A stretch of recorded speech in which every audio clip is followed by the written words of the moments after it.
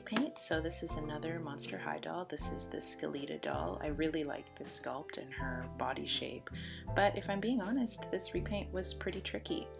I decided to go with a kind of more graphic, more obvious skull look on her face. And so you can see me, I'm starting to etch that out with some pastels and eraser just to make sure the lines are very, very clean. And I found it a little bit tricky because it was hard to not make that sort of purple shading that I'm using to make the skull shape. It was hard to make it not look like a 5 o'clock shadow, which I really wanted to avoid. And I think I did get around that problem all right. And then the other problem I had was right here you can see I'm adding some pink blushing, which at first I liked, and then I got a little bit further and a couple coats of sealant later and I realized that I didn't really like it after all, and I felt like it was adding too many colors. I had already made a wig for this doll, and so I was looking at the colors of the wig and looking at the colors of the blushing, and I realized that I wasn't really sure if I liked it. So it was a little bit difficult. I wanted to give this Skelita kind of this fun skull look with a kind of a cool girl vibe, which is why I'm adding this sort of dark winged eyeliner right here.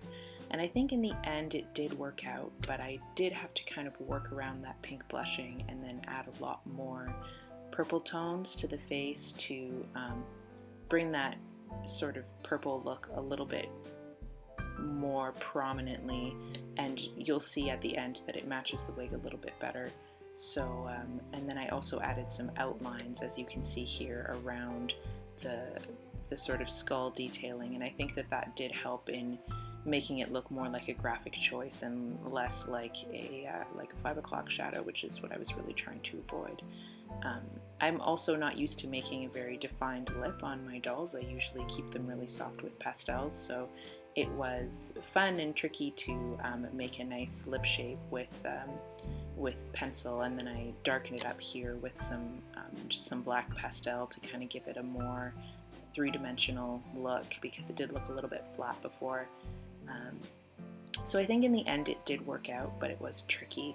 So here I am adding some gloss to the lips and the eyes, and then that's kind of it. So I'm not sure if I'm going to keep this face up forever, but for now I think that I'm actually kind of pleased with the results.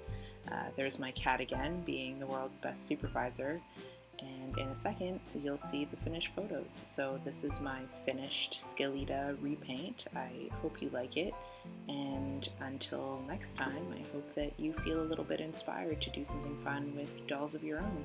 Thanks so much for watching.